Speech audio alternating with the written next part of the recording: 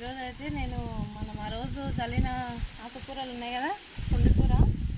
ఈరోజు అయితే తెంపిన పుండికూర చట్నీ వేద్దామని ఫ్రెష్గా మన తోటలో వెళ్ళింది.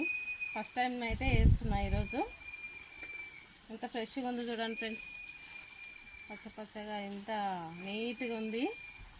చట్నీ నూరుదామని ఈరోజు అయితే తెంపిన. ఫస్ట్ టైము ఆ రోజు నుంచి ఎంత పెద్దగా అయింది, ఎంత బాగా అయింది చూడు కూర.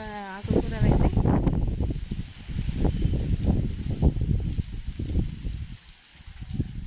అక్కడ కూడా వేరే ఆకుకూరలు ఉన్నాయి కానీ అది సరిగా మొలవలేనట్టున్నాయి. ఇక్కడైతే పుండికూరలు రెండు రకాలు, ఇక రెడ్ది ఉంది, రెడ్ కలర్ ఉంది, అదేమో వేరే కలర్, ఇది ఈ కలర్. రెండు రకాలు అవుతున్నాయి పుండికూరలు. Bye friends.